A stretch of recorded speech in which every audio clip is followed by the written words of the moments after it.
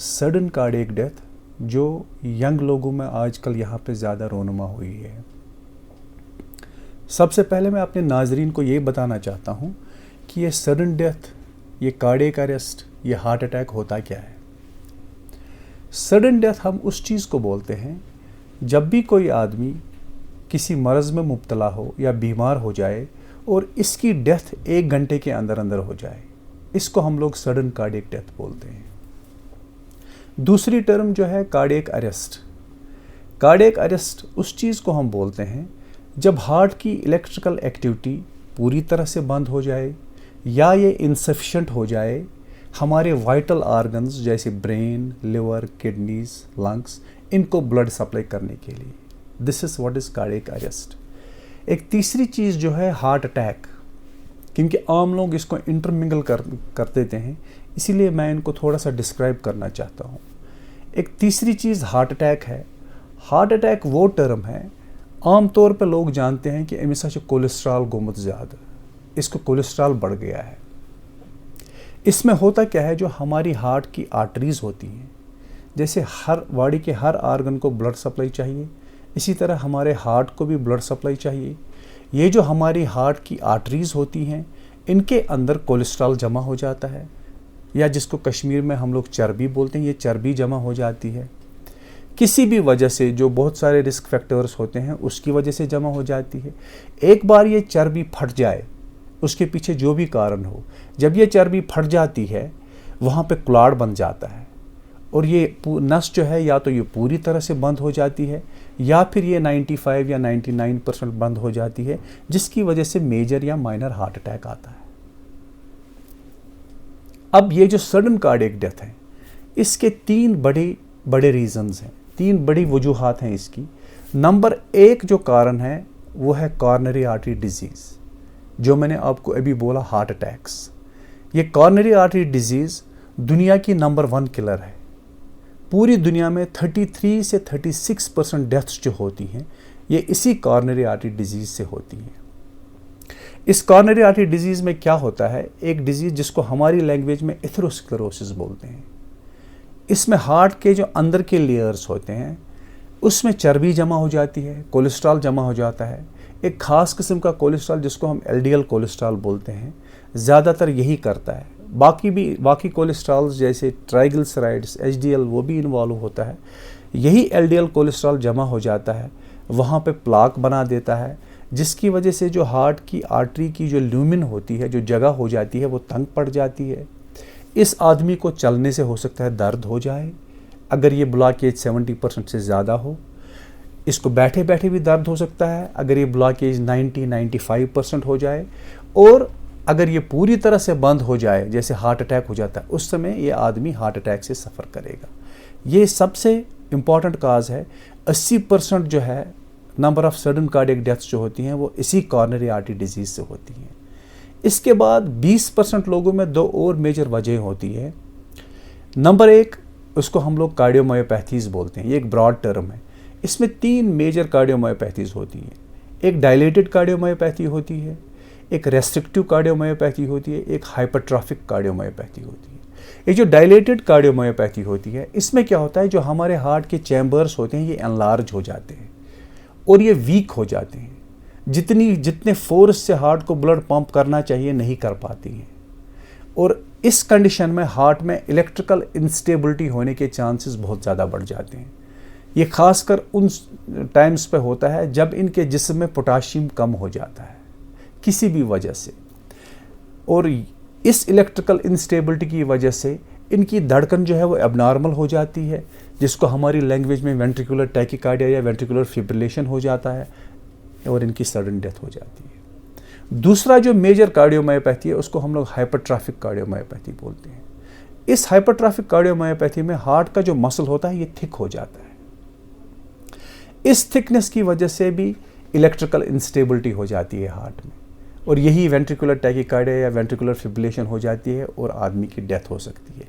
ये आप अक्सर देखते हो एथलीट्स, जो बहुत ही विगरस एथलीट्स होते हैं, बास्केटबॉल प्लेयर्स या फुटबॉल प्लेयर्स, आपने बहुत बार देखा होगा इनकी मैदान में खेलते खेलते डेथ हो जाती है इस एक्सीडेंट से। लेकिन ये आम लोगों को भी घर में बैठे बैठे डेथ कर सकता है। तीसरी एक कार्डियोमायोपैथी जो मैंने बोला रेस्ट्रिक्टिव कार्डियोमायोपैथी, हमारे हार्ट के दो फंक्शंस होते हैं। एक ये होता है कि ये ब्लड पंप करना है पूरे जिस्म में, दूसरा फंक्शन जो है वो हार्ट को ब्लड रिसीव भी करना होता है। जैसे मैंने बोला पहला नंबर जो डायलेटेड कार्डियोमायोपैथी, उसमें हार्ट जो है ये अपने फोर्स से ब्लड पंप नहीं कर पाता है क्योंकि ये वीक हो गया होता है। ये रेस्ट्रिक्टिव कार्डियोमायोपैथी में क्या होता है, ये हार्ट रिसीव नहीं कर पाता ब्लड, इसकी इलास्टिसिटी जो है वो ख़त्म हो जाती है या कम हो जाती है। जब ये ब्लड अच्छे से रिसीव नहीं कर पाता है तो पीछे से जो हमारी सिस्टमिक वेन्स, जो हमारे पूरे जिस्म की वेन्स हैं या जो हमारे लंग्स में वेन्स हैं, उनमें प्रेशर्स बढ़ जाते हैं और इस आदमी को चलने से सांस फूलेगा, इसका जिस्म भी फूल सकता है। इन लोगों में भी सडन डेथ होने के चांसेस होते हैं, लेकिन compare to dilated cardiomyopathy and restrictive and hypertrophic cardiomyopathy ये चांसेस थोड़े कम होते हैं। ये तीन जो है, ये नंबर थर्ड। एक तीसरी वजह जिसको हम लोग चैनलोपैथीज बोलते हैं, ये चैनलोपैथी जो मैंने पहली दो वजह बताई आपको, कॉर्नरी आर्टरी डिजीज और कार्डियोमायोपैथीज, इनमें हम लोग हार्ट में स्ट्रक्चरल एबनॉर्मलिटीज पाते हैं। जैसे हार्ट की नस में हमने एंजियोग्राफी की, हमने देखा वहाँ पे चर्बी चढ़ी हुई है या उसका हार्ट कमज़ोर हो गया। कार्डियोमायोपैथीज में हमने इको किया, इनका हार्ट कमज़ोर होता है या हार्ट मोटा हो जाता है, थिक हो जाता है। ये जो चैनलोपैथीज हैं इनमें हार्ट स्ट्रक्चरली बिल्कुल नॉर्मल होता है, कुछ नहीं होता है, लेकिन इनमें इलेक्ट्रिकल एबनॉर्मलिटीज़ होती हैं। हमारे हार्ट में बहुत सारी चैनल्स होती हैं जिनको हम लोग sodium channels, potassium channels, chloride channels, calcium channels ये होती हैं। इनके मुख्तलिफ फंक्शन होते हैं जो हमारे हार्ट की इलेक्ट्रिकल स्टेबिलिटी के लिए बहुत ही इंपॉर्टेंट होते हैं। ये चैनलोपैथीज में ये चैनल्स जो हैं इनमें डिफॉर्मिटी आ जाती है, इनमें प्रॉब्लम हो जाता है, जिसकी वजह से हार्ट की electrical activity all of a sudden इस मरीज़ को एबनॉर्मल हो जाती है और इसकी सडन डेथ हो सकती है। यही तीन मेजर रीजंस हैं जो सडन डेथ के लिए बहुत ही इंपॉर्टेंट है। Now as far as sudden death या एक्यूट एमआई हार्ट अटैक, अभी मैंने आपको पहले ही बताया कि इसमें सबसे इंपॉर्टेंट 80% लोग जो हैं वो हार्ट अटैक की वजह से मरते हैं। नाउ एज फार एज जो हार्ट अटैक्स यंग लोगों में, छोटे लोगों में 45-40 साल की उम्र से कम लोगों में पाए जाते हैं, इसमें दो वजह हैं। नंबर एक जो सबसे बड़ी वजह है जो मैंने पहले ही बताई कि हार्ट की आर्टरी में जो चर्बी है ये फट जाती है। एक बार ये फट गई, वहाँ पे क्लॉट बन जाता है, वो आर्टरी या तो पूरी बंद हो जाएगी या 99% 95% बंद हो जाएगी, मेजर या माइनर हार्ट अटैक करेगी। 80% लोगों में यही होता है। 20% लोग या 15% लोग, उनमें एक दूसरी वजह होती है जिसको हम लोग मिनोका बोलते हैं हमारी टर्म्स में। That is known as myocardial infarction with non obstructive coronary arteries. मतलब ये कि हार्ट अटैक हो जाता है इनको, जैसे हमने वो मेन जो मैंने वजह बताई उसमें हम देखते हैं कि हार्ट की आर्टरी बंद हो जाती है, या तो पूरी बंद है या 95% बंद है। इन लोगों में हार्ट की आर्टरी में मामूली चर्बी हो सकता है दिखाई दे, या हार्ट की आर्टरी बिल्कुल नॉर्मल हो, लेकिन ये सिर्फ 10 से 20% लोग होते हैं। ठीक है, अब इसमें मैं सबसे पहले इस पर आऊँगा कि जो मेजर वजह है जो हार्ट में चर्बी फटने की, जिसको हम लोग प्लाक रप्चर बोलते हैं हमारी लैंग्वेज में। तो यही प्लाक रप्चर या इस चर्बी का फटना 80% यंग लोगों में यही वजह होती है हार्ट अटैक होने की। मैं आपको बताता हूँ, जब मैं MBBS कर रहा था या MD कर रहा था आज से बहुत साल पहले, उस वक्त जब हार्ट अटैक्स आते थे हम लोगों ने एक एज ऑलमोस्ट फिक्स्ड रखी थी कि ये हार्ट अटैक मरीज 60 साल की उम्र का होता था, 65 साल की उम्र का होता था, 70 साल की उम्र का होता था। और इनमें मेजर वजहें हार्ट अटैक की जो होती हैं जैसे डायबिटीज़, हाइपरटेंशन, डिस्लिपिडीमिया मतलब खून में चर्बी की बीमारी, ओबेसिटी, स्मोकिंग, या किसी को पॉजिटिव फैमिली हिस्ट्री हो, ये होते थे। और बहुत ही कम लोग मिलते थे जिनकी एज 40 या 45 साल से कम होती थी। लेकिन वक्त चेंज होने के साथ इस हार्ट अटैक ने भी अपना रुख बदला। अभी ये हार्ट अटैक 40 साल की उम्र में, 45 साल की उम्र में, हम लोग 30 साल की उम्र को लोगों को देखते हैं, इवन 25 साल की उम्र के लोगों को भी हम लोग देखते हैं कि हार्ट अटैक लेके आते हैं।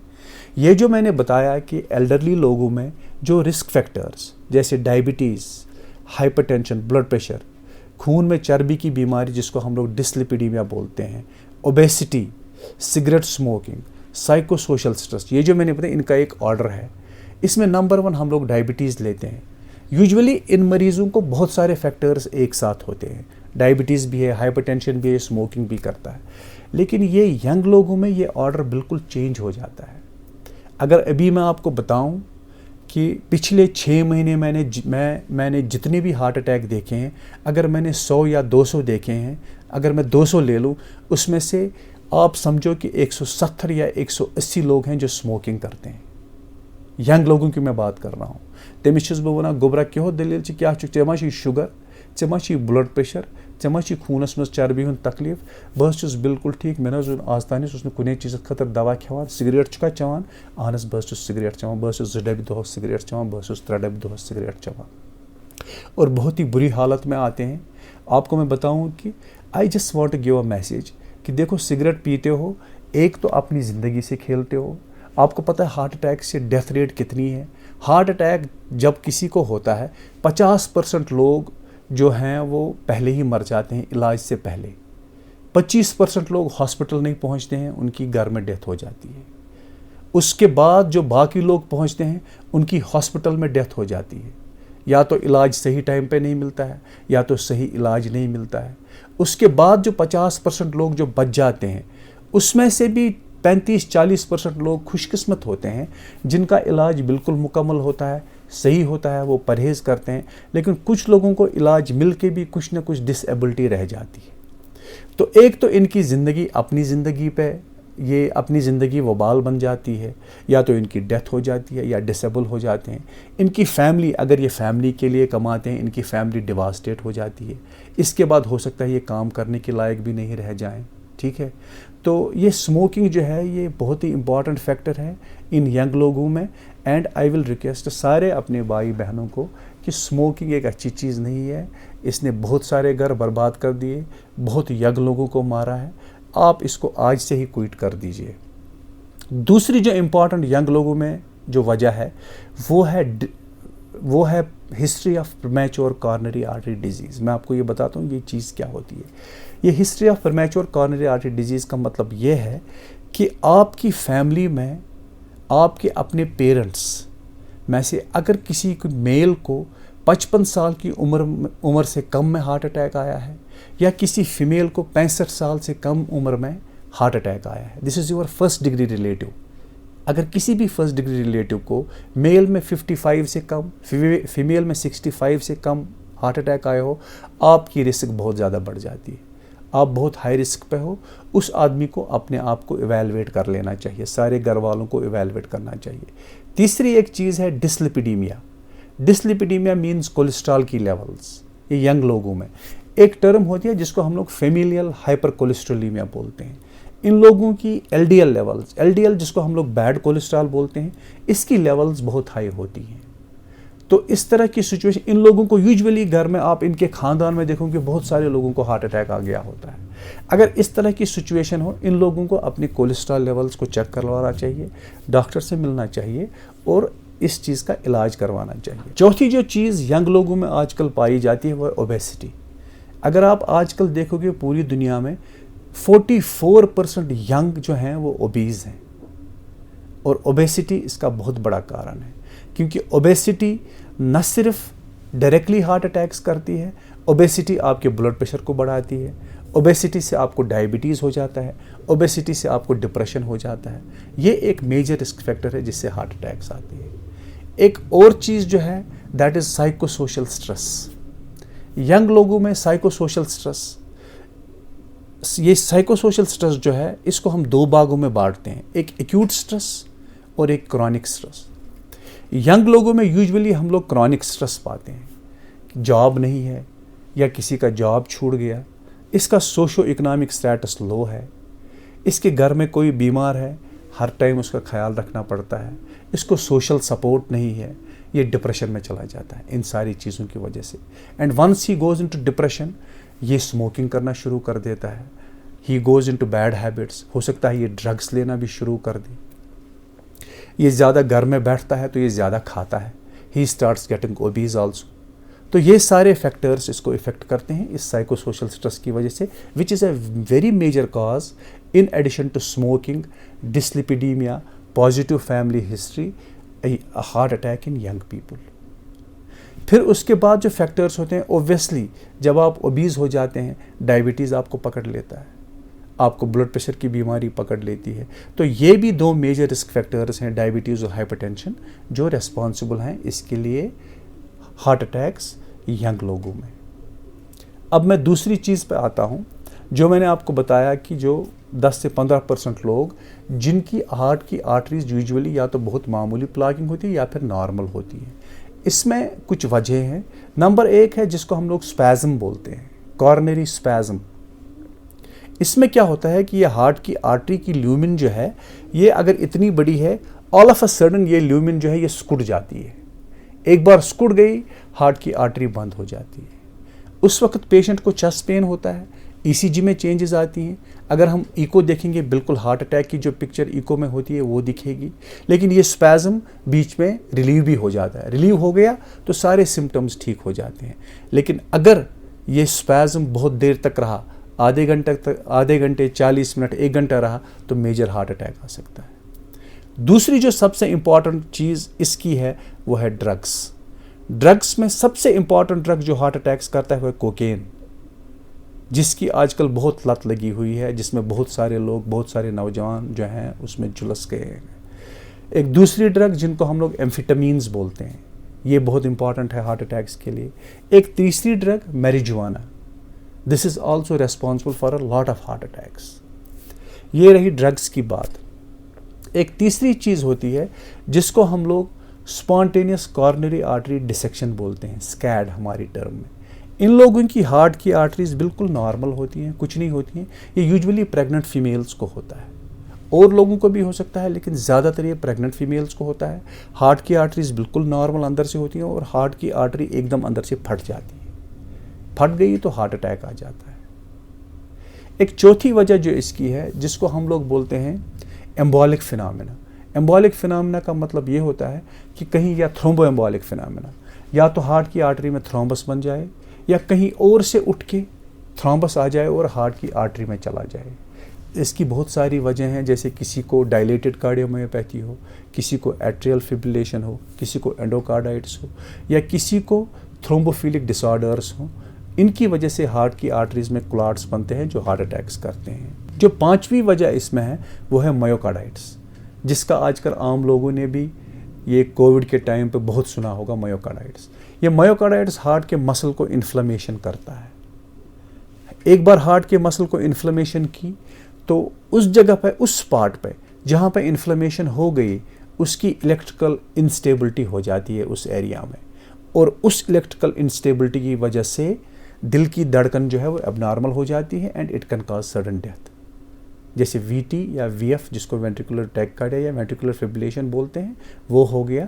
या ये मायोकार्डाइटिस अगर ग्लोबल हो, पूरे हार्ट को इन्वॉल्व करता है, हार्ट को बहुत ज़्यादा कमज़ोर करेगा, हो सकता है उस आदमी की डेथ इमीडिएटली नहीं हो जाए, कुछ दिनों में या कुछ महीनों में या साल में, 2 साल में, 3 साल में हो सकती है। एक और ग्रुप है which is an undefined group. ये इस ग्रुप में 50% लोग हैं जो हार्ट अटैक करके आते हैं। ईसीजी में हार्ट अटैक, इको पे हार्ट अटैक, जो हार्ट अटैक के लिए एंजाइम्स होते हैं वो हम करते हैं, बिल्कुल पॉजिटिव होते हैं। लेकिन जब हम लोग इनकी एंजियोग्राफी करते हैं बिल्कुल नॉर्मल होती हैं। इनका हम कार्डियक एमआरआई करते हैं, बिल्कुल नॉर्मल होते हैं। इनमें हम कोई वजह नहीं खोज पाते हैं कि हार्ट अटैक क्यों हुआ। तो ये वजह हैं जो यंग लोगों में हार्ट अटैक्स आते हैं, ये मेजर वजह हैं। अब मैं आपको बताऊं कि ये कोविड में क्या हुआ, कोविड में इनकी इंक्रीज कैसे हो गई। कोविड, आपको पता है, ये जो कोरोना वायरस है या कोई भी वायरस हो, ये इन्फ्लेमेशन करता है, ठीक है। ये जो हमारी हार्ट की जो आर्टरीज में प्रॉब्लम होती है, एथेरोस्क्लेरोसिस, ये भी एक इन्फ्लेमेटरी डिजीज़ है, ठीक है। अब अगर किसी को ऑलरेडी हार्ट की आर्टरीज में प्लाक्स बने हुए हैं, एथेरोस्क्लेरोसिस है, जब उसको ये कोरोना वायरस इन्फेक्शन हो जाता है, ये हार्ट की चर्बी में जो इन्फ्लेमेशन है ये बढ़ जाती है और इसके फटने का खतरा बढ़ जाता है। कोविड हो गया, इन्फ्लेमेशन बढ़ गई, ये चर्बी फट गई और हार्ट अटैक आ गया। ये सबसे कॉमन रीज़न यही है। दूसरी एक वजह जिसकी वजह से कोविड से हार्ट अटैक आता है, कोविड से आपको पता है कि ये लंग्स में नमूनिया कर देता है। आप अक्सर सुनते हो कि मतलब ऑलमोस्ट हर कोई ऑक्सीजन पे है, क्योंकि ऑक्सीजन की सप्लाई जो है खून में वो बहुत ही कम हो जाती है नमूनिया की वजह से।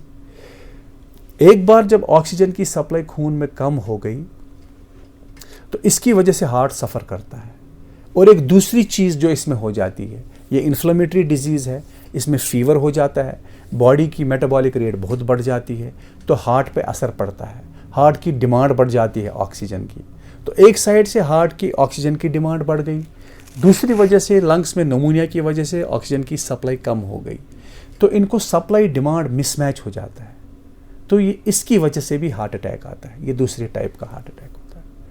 तीसरी एक चीज़ जो कोविड में हो जाती है, इसको हम लोग मायोकार्डाइटिस, जो मैंने पहले ही बोला, ये सीधे कोविड जो है सीधे हार्ट के मसल को इन्वॉल्व करता है। ये आमतौर पर ज़्यादातर लोगों में ये माइल्ड होता है। इसको आपने देखा होगा, कोविड के बहुत सारे मरीज़ जब हॉस्पिटल में आते हैं, अगर वो बोलें कि हमें पैल्पिटेशंस हो रही हैं या सीने में दर्द हो रहा है, इनको हम ट्रोपोनिन्स करते हैं, जो कार्डियक एंजाइम्स होते हैं, ये ट्रोपोनिन टी हो या ट्रोपोनिन आई हो, ये करते हैं। अगर इनकी लेवल्स बढ़ी हुई होते हैं तो हम लोग ये मान लेते हैं कि इनको मायोकार्डाइटिस हुआ है। ये मायोकार्डाइटिस बहुत डेंजरस हो सकता है, जैसे मैंने बताया कि ये सडन डेथ कर सकता है। उस पार्ट पे जहाँ पे इसने इफ़ेक्ट किया, इलेक्ट्रिकल इंस्टेबिलिटी की, वेंट्रिकुलर टैकिकार्डिया हो गया, वेंट्रिकुलर फिब्रिलेशन हो गई और सडन डेथ हो गई। ठीक है। और चौथी एक चीज़ जो है, ये कोविड एक थ्रोम्बोफिलिक डिसऑर्डर है, मतलब इसमें क्लॉट बनने की क्षमता बॉडी में बहुत ज़्यादा बढ़ जाती है। बॉडी की आर्टरीज में क्लॉट्स बनते हैं, बॉडी की वेन्स में क्लॉट्स बनते हैं। आमतौर क्या होता है कि लेग की जो वेन्स, हमारी टांगें जो हैं स्टेशनरी हो जाती हैं।